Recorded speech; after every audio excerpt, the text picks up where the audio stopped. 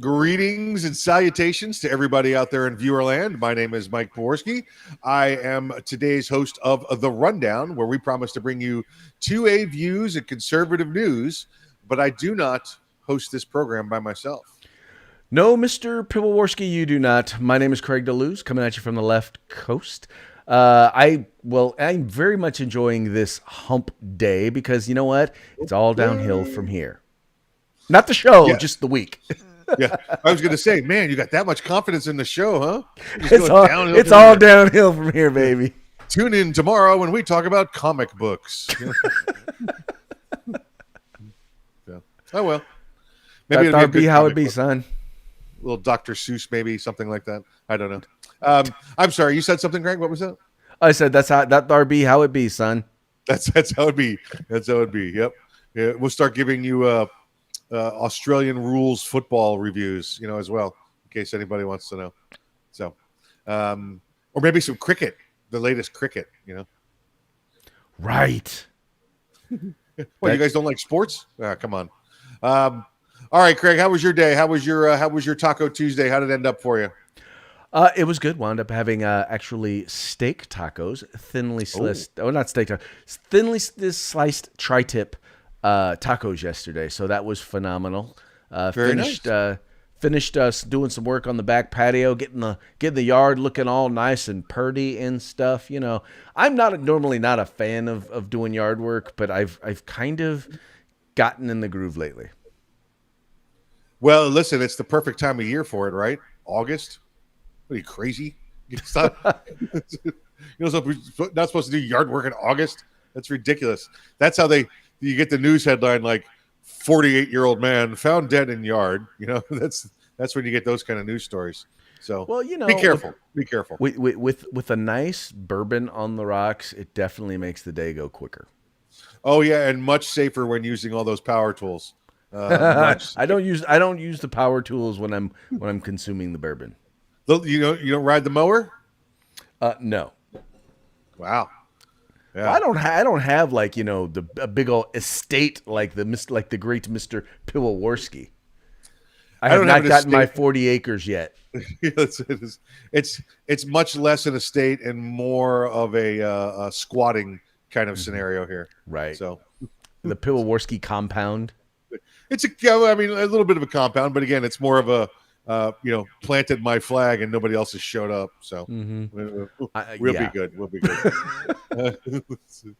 All right, let's start moving down the board here. Let's start knocking out some headlines so we can give the peoples what they desire. Let's see. First story here. This one, Craig, I saw this story and it kind of gave me a little bit of faith back in humanity. We all know about the evacuation going on from Kabul, and as if the American government would tell you it's over with. However, there's still Americans on the ground there. So, I guess so. When Biden reaches that date, he reaches that date. It's done. So, but still Americans on the ground. Separate topic. We'll get onto that one perhaps tomorrow. But for today, I found this story interesting because after the bomb blast went off and the 13 military service members were killed, and now the estimated 170 Afghan civilians were killed, someone in the State Department, all right, this is not a political appointee way high up. This is not some lackey answering the phones at the State Department board.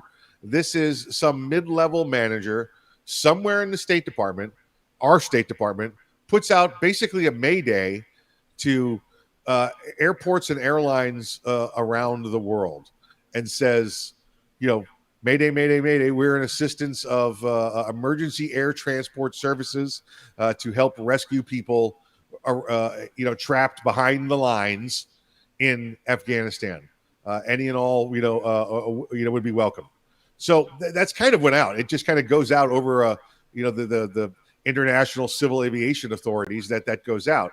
Well, this 727, which is got ownership there in Africa.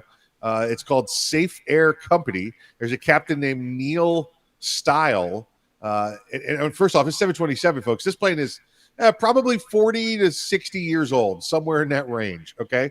To give you an idea, Craig, you remember the DB Cooper story when DB Cooper jumped out of an airplane in 73, 74 Yes, with the sir. money? That was a 727. Okay. So, just to give you an idea of that aircraft. So this plain white airplane comes in. It had been doing some contract, cargo work up in the area of Tajikistan, and which is one of the stands up in the area, the stand area. And it, the captain saw this message and said, "Let's go." And they were like, "Well, what about the threat? What about this? What about that?" And he's like, "You didn't hear the call? It's people in danger. Let's go." Loaded up his airplane, and went to Kabul. Just showed up, you know. Yeah, I'm sure he called in everything ahead of time. So they don't shoot you down. But he gets in there. They rescue 308 special forces, Afghan special forces operators and their families. These are people that 100% would have been killed as of today. These are people that were not the normal Afghan National Army that just gave it up when the Taliban showed up. These were the guys that bought into it. These were the guys that went, shoulder to shoulder with our special ops guys going for the Taliban, Al Qaeda, ISIS, and all of that. So these guys were hidden away in a warehouse. And this was basically a last-ditch effort because as the American aircraft came in, they were taking Americans out. These guys were not Americans. These guys were not green card holders. Took them out, took them to Tajikistan, to where they're going to figure out what kind of life they're going to have from there and what the next step is. But it's kind of like my faith in humanity was restored to see somebody out there went, "Oh, I hear the call for help. We must go and answer."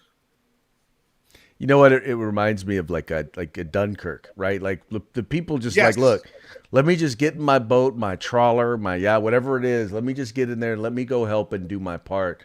The American spirit it's not dead. It's been muted by the wokeness, by the wokeness and the weakness of the wokeness Yes. in today's society. And in an era where being masculine is called they call it toxic masculinity. It is amazing to see that there are people who are out there who are willing to step up, who are willing to sacrifice, who are willing to put it all on the line. Kind of like that lieutenant colonel who went out there and asked for accountability from his superior officers. It's nice to see that there are people out there who are willing to do that, who are willing to stand up for what's right, and consequences be damned. We're gonna do what is the right thing, and the great thing is this isn't like you said, this isn't a politician. This is just a guy working for the guy, right? Yep. And just decided, look, I'm gonna do the right thing. Yeah, you're right. That was an awesome story. It's kind of neat. Now, listen, it's at some point, I don't know the guy's motivation. Listen, it's always good to have the Americans need to owe you a favor. That's never a bad thing, right? When you're an international man of mystery flying planes around the world, helping people out. So that's definitely a bonus. But the other thing I found that was kind of cool is the name of the airplane is Irene. And for those who don't know, Irene in the Greek language means peace. And in the special operations community, the military community in America, the code name Irene, and you probably remember that from the movie Black Hawk Down. Codename Irene is usually one of the names given to the most important parts of the mission because it's like, okay, the go, no go point. We're about to go hand out some peace is what we're going to do. So to have this aircraft named as the same kind of code name that the operation was probably being executed under was kind of ironic as well, I thought. Well, and see, that's why having you on this show is so phenomenal because there's that sort of history and background that otherwise, in stories like this we wouldn't get. So, normally I'd have a snarky comment about this whole thing, but just, dude, I'm just, that's awesome. Yeah, it's stoked. I mean, I picture this pilot rolling in wearing a cape. Oh, by the way, they had that plane loaded in time like you wouldn't believe. Normally, that plane in a passenger configuration would hold about 150 people. Mm-hmm. They pulled everything out of that thing, every chair out, treated it like a little cargo liner, had 308 of those guys loaded up and in and out of there like in an hour. So, I mean, if you blinked, you missed Irene on the ground. Dude, I can imagine him like opening the thing and just being like, I heard somebody needed a ride. Yeah, that's it. Yeah. Yep, exactly right. Let's go. Let's go. Let's go. Yeah, the crapper's full. All right, let's see. Uh, let's talk some guns, Craig. Let's talk some guns. Are you familiar with what's going on down there in the great state of Texas? Yes, yet another state has passed constitutional carry. Yeah, this is great. I think they were the 19th or 20th over this past year to pass it, and today, September 1st was effective date for them. So, you think of Texas, you think, well, they must have had open carry to begin with, right? Well, they did a long time ago. They lost some rights back when. Up until recently, you could open carry a long gun, but not a handgun, if I'm recalling that correctly. Um, what's happened today is they went full on constitutional carry. They went open carry of long guns, open carry of handguns, no training requirement required for the open carry, and no training requirement. And if I'm correct, because they went full constitutional carry, no training requirement required for the concealed carry either. And again, Craig, we've got the usual people that we hear from during this, and I know you're familiar with them, that object to this kind of carrying of firearms. Well, first of all, I'm a I'm a big believer in the right to carry. So whether it's open carry or concealed carry, although interestingly, historically, in the Old West, to carry a firearm concealed was considered kind of it was considered to be kind of underhanded, which is it was dirty. Yeah, it was sneaky, dirty. Yeah. Exactly, which is why they required a permit to carry concealed. Correct. But yeah, just the idea that, and once again, the recognition that your right to self-defense doesn't end at your front door, and that's to me more important than the ability to carry. Because the ability to carry is important, but it's a recognition by the state of Texas that my right to defend myself and defend my family doesn't end at my front door. It doesn't end at my property line, and that's the most important message that is sent by these laws. Yeah.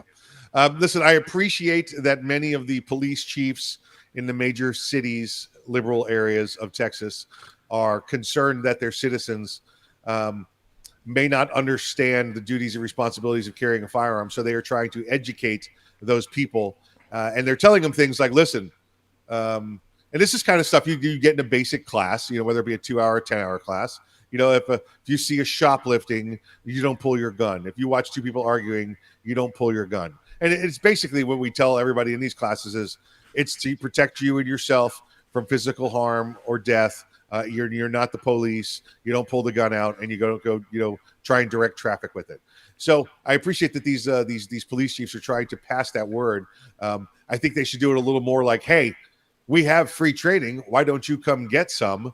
As opposed to threatening people not to do wrong or they'll be arrested. So that would be nice. Some of it, though, is I'd say that some of those law enforcement officers need some training as well.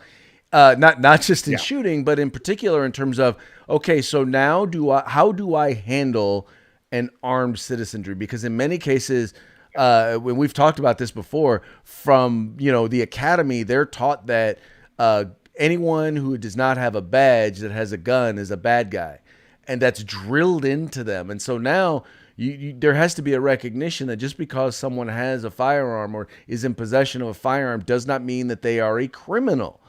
And that attitude, that mentality is going to have to be gotten out of law enforcement. Now, I'm not saying that there shouldn't be a certain level of awareness anytime you're engaged with someone who has a firearm, but you can't treat everyone who has a gun like they're a criminal. And unfortunately, that with many people, I'm going to put it this way, too often it is the case. I'm not going to say most cops are like that. I'm not even going to say a lot of cops are like that. I'm going to say too many have that issue and probably need some retraining in that area. Yeah, I would call it continuing education training as opposed to retraining. You get listen. There's 4 states left that don't have any kind of open carry provision.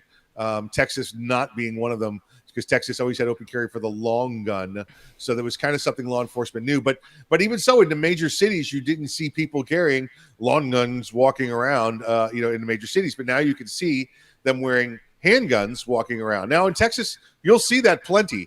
You just won't be in the downtown area. But additional training is definitely required. Continuing education training for law enforcement to make sure they know of every new law that comes out, especially ones dealing with firearms because you don't want any mistakes made. So, Exactly. congrats to Texas. Congrats to these chiefs that are, talking about education rather than threatening people. And just remember, hey, in Texas, you've also got your signs there. The signs there have the force of law. So your 30-06 and your 30-07 signs that say no carrying of open or no carrying of concealed firearms, those have the force of law. So don't forget that. That's one of the reasons they were able to get constitutional carry, Craig, because they gave up that opportunity to private entities to have signs that have the force of law. So, that was the trade-off. Why is that compromise okay? Because that's something we gained back, not something we gave up. Well, So and that's we the interesting gained thing back. is most of the times compromise when it comes to guns is okay. We're going to negotiate how much of our rights we're going to give up. In this particular case, Correct. it's a matter of we're going to gain access, increase access to our rights, and in exchange, we're going to give private property owners a certain level of respect and rights. And I think that makes sense. Once again, though, in the net, we've gained greater access, or Texans have gained greater access to their rights. They haven't lost, and that's Right. an unusual compromise when it comes to gun rights. Well, and listen, and again, I don't even that we call it compromise, but there's no other word really to describe it. I say it all the time. Well, no compromise. What does no compromise means? It means when the left wants to take my gun rights away, I'm giving no compromise, because their Right. idea of compromise is I want 100% of your gun rights now, but I'm willing to take 50 this year and 50 next year. That's Right. their idea of compromise. Right. My idea of compromise is I'm gaining back rights. I would like back 100% of my rights, but I'm willing to take back 50% on this issue because I'll take 50 back next year. So Right. it's no excuse me, it's no compromise when giving up. I will take some compromise when getting back. I just don't have to get. I don't have to get a 100. I don't have to get everything I want right now. Correct. Absolutely right. So, all right. Makes Well, sense. let's move on. Good on our good friends in Texas. So nice to see them there doing such. Craig, this story I think is the one that you're taking us out. Help me out with this story here. Okay, so in Connecticut, they have this issue where, well, this is not just Connecticut. There are a lot of cities and a lot of states where you have to apply to get a pistol permit, to be a handgun permit, to be able to purchase a firearm. Well, in the state of Connecticut, there are a number of police chiefs who are have basically been dragging their feet on approving these permits. So imagine you have to get a permit in order to exercise a constitutional right, one that's already been ruled by the Supreme Court is your right, right? But imagine you go to apply and it takes you 6 months, 7 months, a year in order to be able to get the permit, which will then allow you to exercise your fundamental rights. Well, in the state of Connecticut, it was taking so long that, residents decided that they were going to sue these 4 police chiefs who just seemed to deliberately drag their feet when it came to the application process for getting these handgun permits. Yeah, this is again out of Connecticut, and I know this is from the Connecticut Citizens Defense League. This is a great organization. I believe it's Holly Sullivan's the president of the organization right now. We talk to her all the time about situations around the country, and including in Connecticut as well. It's a CCDL, so check them out when you get the opportunity. We see this Connecticut, Craig. The other places we've seen it is North Carolina recently. New Jersey always seems to be at the top of the list for these. But I mean, listen, CCDL is not joking around. They're going to go after these people. They're going to these police chiefs, these sheriffs, whatever they happen to be, and they're going to make sure that the law is enforced, because these are some of those laws that, Craig, they're on the books. They can't. And the excuses we've seen over the past year or two, you can imagine them, Craig, are, well, with the COVID, we don't let people in. Bullcrap. Guess what? Law says you have to. Are you telling me you're going to stop making murder arrests because of COVID? If somebody comes inside and wants to report a rape, you're not going to take the rape complaint because of COVID? No, you have to make provisions for everything. It doesn't have to be what you like and what you don't like. The law says you must, so you shall. Right. You don't get to just scream COVID and then decide you're not going to allow people to exercise their fundamental rights. And it's vitally important that this lawsuit go forward. And folks, I know lawsuits in general are not sexy, But folks, that's how you get a greater opportunity at permanent change when it comes to our rights. Because every time they pass a bill, every time they go to do a bill and we fight the bill and kill the bill, they come back the following year. So this is a way in which, in particular in states that are not gun friendly, like Connecticut, where you can actually fight and get those rights back. And what will wind up happening is precedent will be set for cities and states all across the country who do stuff like this. Now there's going to be precedent that people in other states are going to be able to look to and say, look, see, the court said that you can't do that. So California, you can't do that. New Jersey, you can't do that. You know, it advances the rights for all of us. Yeah.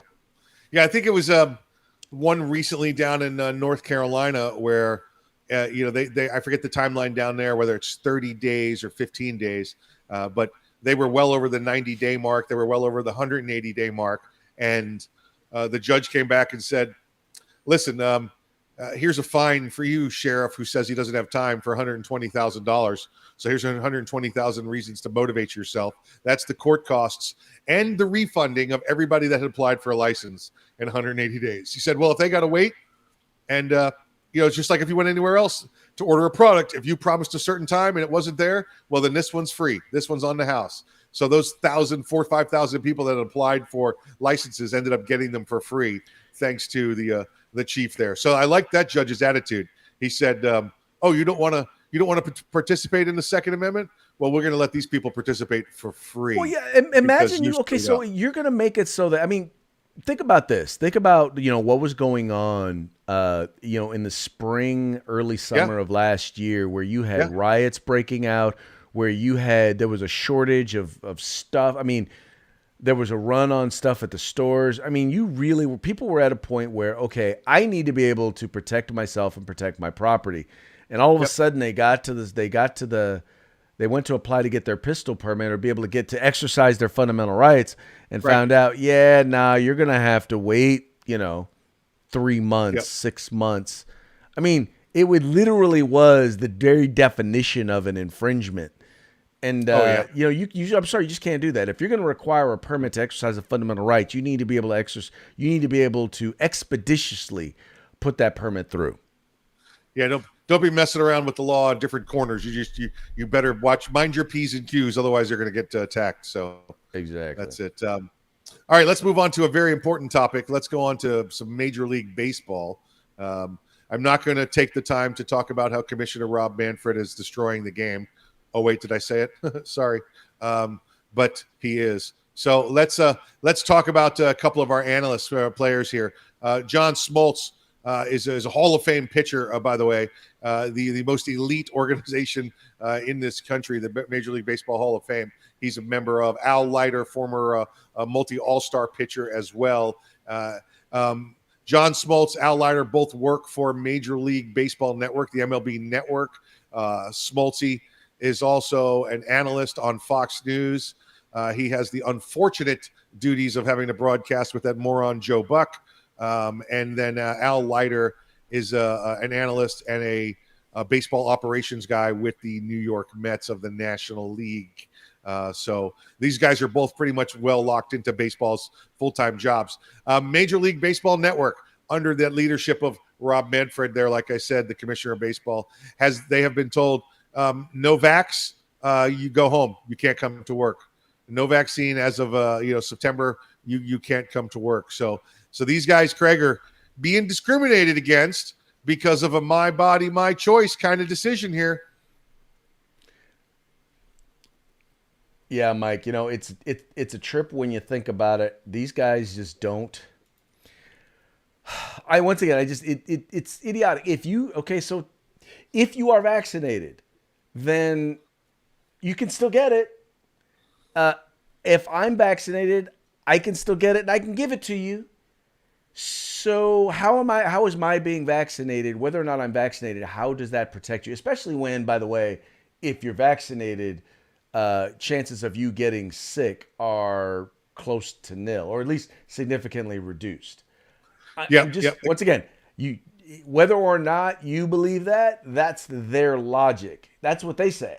Oh no, it had nothing to do with belief for me. The papers today were saying again they're looking at Pfizer about 40%, Yeah. effective, and that Moderna, I didn't know this one, Moderna has about twice the antibodies in it that Pfizer has. So, remember these were all touted to be the same, but evidently not so.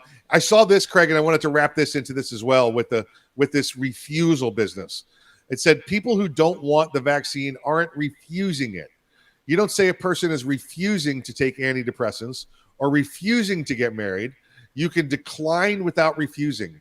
You decide what's best for you. Right. Refuse is a manipulative term loaded with unfair moral pressure. So they've just chosen not to get it. They've declined to get it. It has nothing to do with refusing your policies or anything like that. Once again, there is absolutely no exemptions for people who have already had COVID, which, by the way, we know. We know the protections already that come from having had COVID last longer and is much more effective. The chance of you catching it again and the chances of you getting sick if you get it again are significantly lower. And by the way, it lasts significantly longer. So we already know that.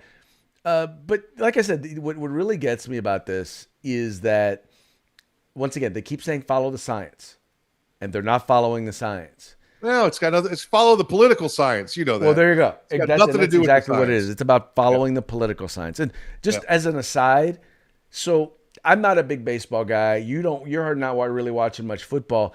And you know one thing we share in common? We hate Joe Buck. I don't understand how this guy. How is this guy? You know, he's a Hall of Famer. How is he in any Hall of Fame? Not in baseball. Not in baseball. He's in the Football Hall of Fame. And I'm like, dude.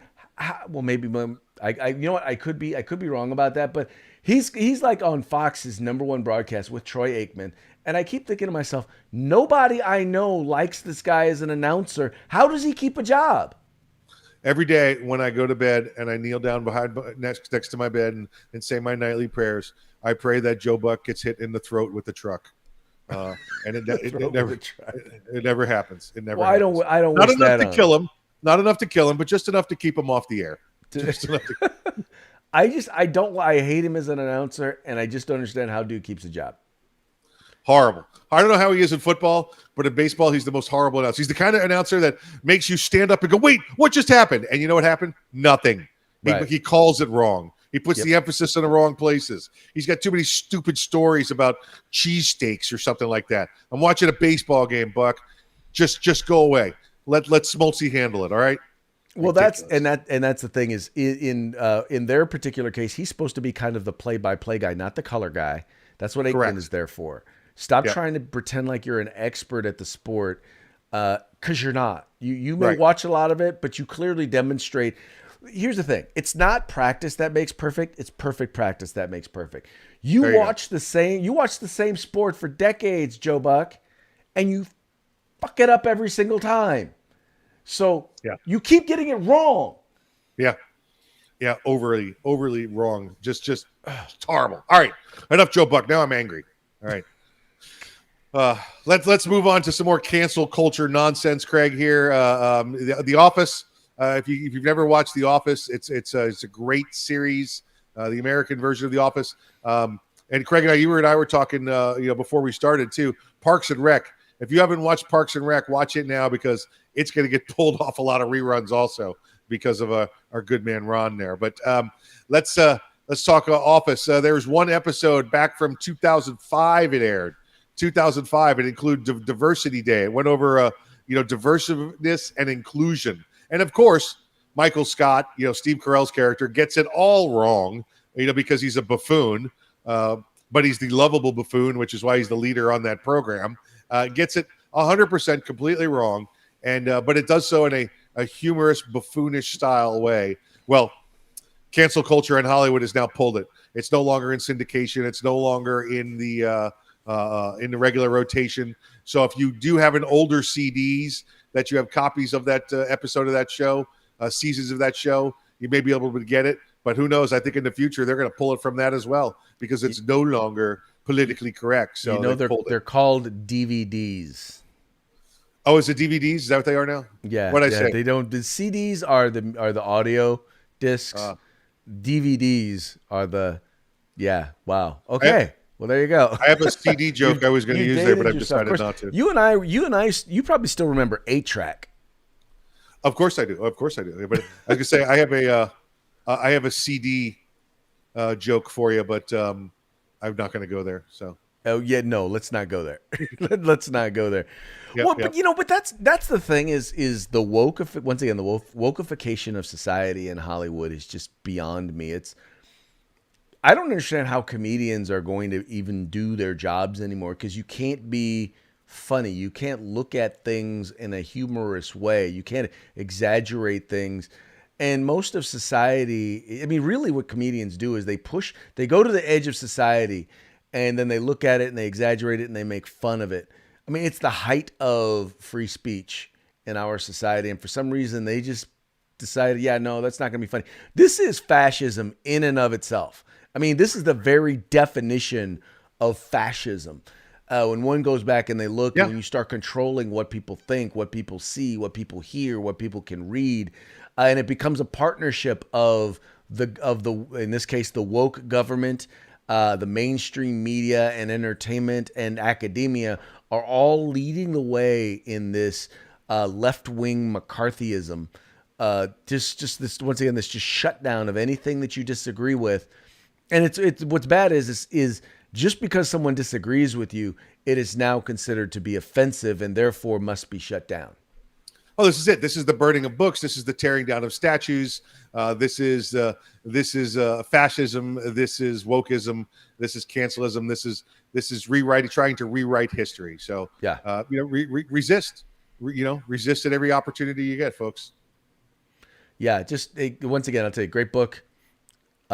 Liberal Fascism, Jonah Goldberg. I think I've mentioned it on the show before.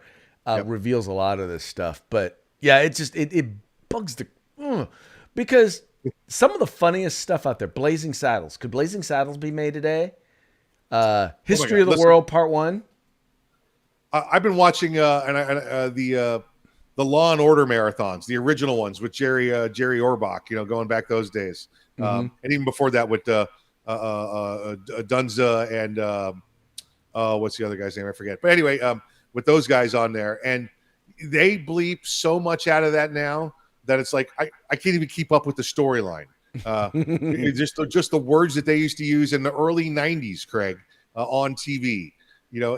So from '90s television, we've canceled that out. Every other word, I'm like, what did he mean to call him there? I'm not even sure what the word was that could have been there that could have been offensive. So. And at the same time, there are words that they allow now that back in the '90s were considered offensive. That you wouldn't hear. Right. That you hear stuff on the radio now that I'm like, you would have never heard that on the radio when we were kids. No, absolutely not. Absolutely not. Yeah, but it's okay. It's okay now because those are the new acceptable woke words. It makes me feel like get off my lawn, guy. Yeah, exactly. Yeah, exactly right. Speaking of get off my lawn, guy. Let's see this guy. Shot. I love this picture. This is a great picture. All right, so folks, let's just put it this way. I don't know that a presidency has disintegrated. The quality of a presidency has disintegrated so fast, right. And thus making this particular parting shot, so appropriate. Hopefully, for those of you who are watching on your phone, you guys, you notice that right under there's writing right under the Biden. It says the quicker fucker upper. I went there. That's what it says. I'm going to say it. We're not the quicker messer upper. Yeah. Okay. Okay. Forgive my French. I was just. Forgive me for being able to read. How about that?